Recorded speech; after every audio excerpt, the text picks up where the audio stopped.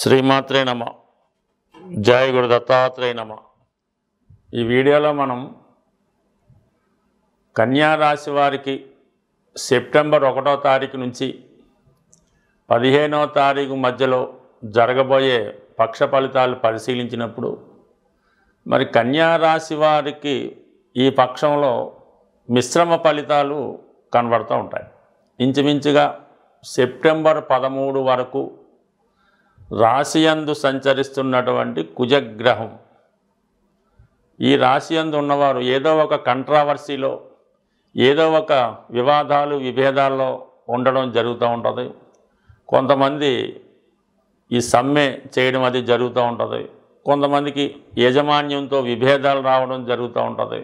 కొంతమంది ఉద్యోగం అది మానేసి వేరే ఉద్యోగం కోసం ప్రయత్నం చేయడం, లేదంటే పాత వృత్తిని మానివేసి కొత్తగా స్వతంత్రంగా ఏదో చేసుకోవాలనే ఆలోచనలతో వారిని వాళ్ళు సంస్కరించే ప్రయత్నంలో చాలా హడావుడిగా చాలా తొందరగా నిర్ణయాలు తీసుకోవడం, చాలా బిజీగా కనబడడం జరుగుతూ ఉంటుంది. కొన్ని సందర్భాల్లో అధికారుల యొక్క ఒత్తిడి కానీ, రుణదాతల ఒత్తిడి కానీ, బంధువుల యొక్క టెన్షన్ వల్ల జాతకుడు చాలా స్ట్రగుల్ పడడం జరుగుతూ ఉంటుంది.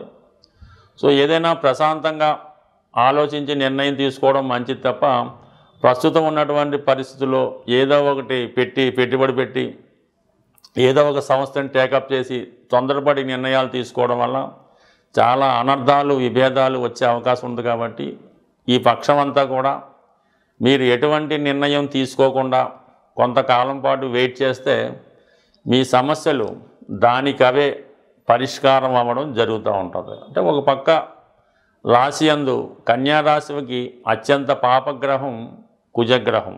అటువంటి కుజుడు రాశిలో సంచరించడం వల్ల జాతకుడు విపరీతమైనటువంటి కోపానికి టెన్షన్కి గురవుతూ ఉంటాడు. కొంతమంది చిన్న చిన్న ప్రమాదాలు లాంటివి జరగడం కానీ, స్టమక్ సంబంధించిందో అనారోగ్య సమస్యలు లాంటివి రావడం కూడా జరుగుతూ ఉంటాయి. పైపెచ్చు ఈ రాశి పైన శని యొక్క దృష్టి కూడా పడుతుంది.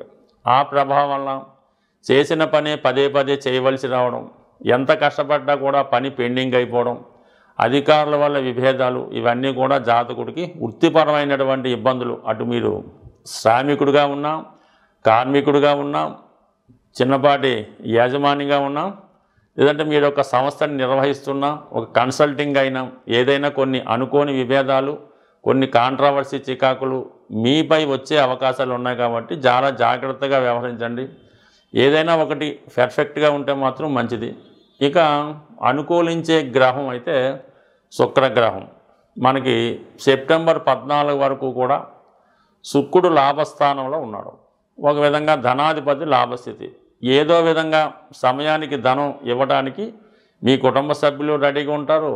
మీ టాలెంట్కి తగు విధంగా ఉపయోగించుకోవాలని కొంతమంది ఎదురు చూస్తూ ఉంటారు. మీరు ఓకే అంటే మిమ్మల్ని వృత్తిలోకి తీసుకోవడం కానీ, మీకు మంచి పదవి కానీ, ఏదైనా ఒక ఇండస్ట్రీలో ఒక మంచి పోస్ట్ కానీ ఇవ్వడం జరుగుతూ ఉంటుంది. అంటే మీలో ఉన్నటువంటి టెక్నాలజీ వారికి నచ్చడం వల్ల మీరు వారితో కలిసి పని చేయడానికి ఇష్టపడితే మీకు వాళ్ళు సహకారం సంపూర్ణంగా లభించే అవకాశం ఉంది. అది ఎక్కువగా ఈ సినిమా ఇండస్ట్రీలో వారికి కానీ, సాఫ్ట్వేర్ ఇండస్ట్రీ, ఫైనాన్స్, బ్యాంకింగ్ రంగంలో ఉన్న వాళ్ళకి, రియల్ ఎస్టేట్ రంగంలో ఉన్న వాళ్ళకి కూడా ఇటువంటి అవకాశాలు ఇవ్వడానికి ఒక గొప్ప సంస్థ మీకోసం ఎదురు చూస్తూ ఉంటుంది.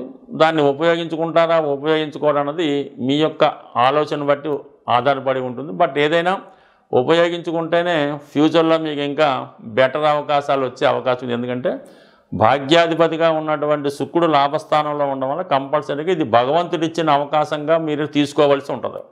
సో ఏదో వాళ్ళ స్వార్థం కోసం ఇంకో రకంగా అనుకోకుండా మీకు భగవంతుడు ఈ విధంగా చెయ్యాలి అని నిర్దేశించే కంపల్సరీగా మీరు గతంలో వచ్చిన దానికన్నా తక్కువ వచ్చినా మీరు అందులో ప్రవేశించడం, వాడితో కలిసి పనిచేయడానికి ఇది ఒక ఆర్డర్గా మీరు భావించి ఈ నిర్ణయం తీసుకోవడం మంచిది. అంటే ఏదైనా ఒక అవకాశం భాగ్యాధిపతి ద్వారా వచ్చినప్పుడు అది కంపల్సరీగా మన అదృష్టంగానే భావించాలి. అదే అష్టమాధిపతి ద్వారానో షష్టాధిపతి ద్వారానో వచ్చినప్పుడు అది కొంతవరకు ఆలోచించి నిర్ణయం తీసుకోవాల్సి ఉంటుంది. కాబట్టి బట్ ఏదైనా ఈ విషయంలో మాత్రం జాగ్రత్తగా ఆలోచించండి. ఈ సమయంలో మీకు బాగా తెలిసినటువంటి మంచి హోదా కలిగినటువంటి స్త్రీల యొక్క సహకారం కూడా లభిస్తూ ఉంటుంది. అది మీ కుటుంబంలోని స్త్రీలే మీకు సహకరించవచ్చు. అంటే మీ కుటుంబంలో స్త్రీలు, మీ సిస్టరో, వదిన గారో, మదరో, ఆంటీయో ఏదో ఒక సంస్థలో ఉద్యోగం చేసుకుంటూ మిమ్మల్ని వాళ్ళు రికమెండ్ చేయడం వల్ల ఆ సంస్థ వారు మిమ్మల్ని తీసుకోవడానికి కూడా ప్రోత్సహించవచ్చు. ఆ విధంగా స్త్రీల యొక్క సహకారంతో మీరు పదవిలోకి రాయించే అవకాశం ఉంటుంది. అంటే సాధారణంగా ఈ మధ్యకాలంలో స్త్రీల సహకారం అంటే చాలామంది వేరే వేరే విధంగా అర్థం చేసుకుంటూ ఉంటారు. అలా కాకుండా స్త్రీ అంటే ఒక దేవతగానో ఒక తల్లిగానో భావిస్తే మీకు ఆ ఫలితం వస్తుంది తప్ప, మీరు వేరే విధంగా ఆలోచిస్తే మాత్రం ఫలితం కూడా వేరే విధంగా ఉంటుంది తప్ప, ఏదైనా మీరు ఒక సంస్కారవంతంగా ఆలోచించినప్పుడు కంపల్సరిగా మరి అమ్మవారి యొక్క కృప మీకు సర్వదా లభిస్తూ ఉంటుంది. 6వ స్థానంలో ఉన్నటువంటి రాహు కంపల్సరిగా ఎన్ని విపత్తులు ఎదురైనా దాని నుంచి బయటపడడం జరుగుతుంది.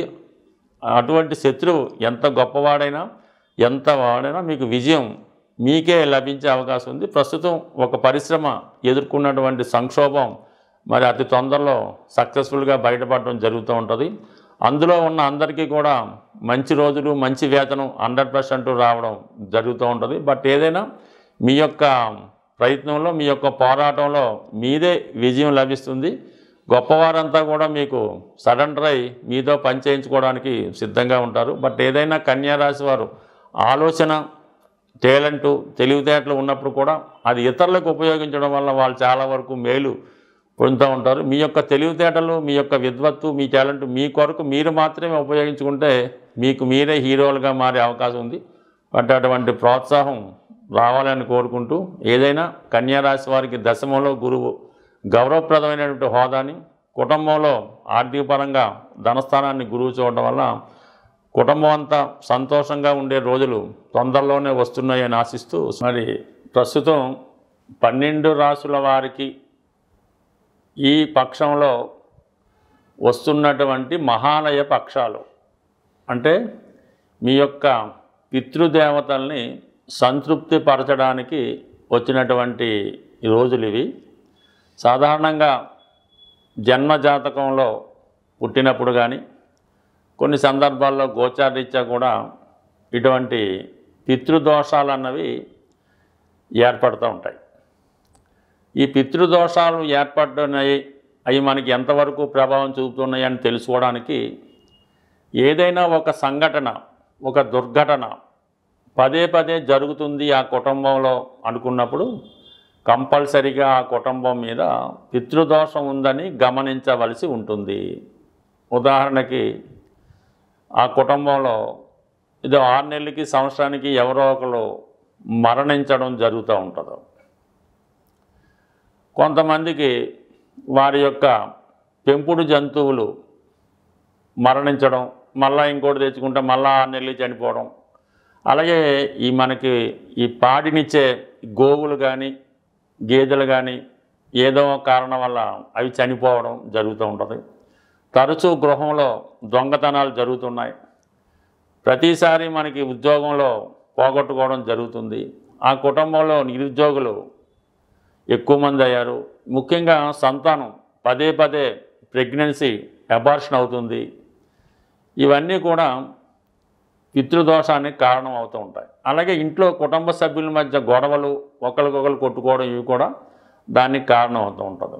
ఇటువంటి పితృ సమస్యలతో, పితృదోషాలతో బాధపడుతున్న వారికి ఈ నెలలో వస్తున్నటువంటి మహాలయ పక్షాల్లో వారి యొక్క దోషాన్ని పరిష్కరించుకోవడానికి చక్కని అవకాశం కలుగుతూ ఉంటుంది. వారి సాంప్రదాయ ప్రకారం మీ కుల పెద్దలను కానీ మీ కుటుంబ పెద్దలను కానీ ఆశ్రయించి వారు చెప్పిన విధంగా మీకు వచ్చినటువంటి కష్టాన్ని బట్టి ఈ మహాలయ పక్షాల్లో దానం చేయడం వల్ల కానీ, సేవించడం వల్ల కానీ, సేవ చేయడం వల్ల కానీ ఈ విధంగా మీరు మీ పితృదోషాలని సరిచేసుకుంటే కంపల్సరిగా తర్వాత మీకు ఇటువంటి దుర్ఘటనలు జరగకుండా అదృష్టంగా మారే అవకాశం ఉంది.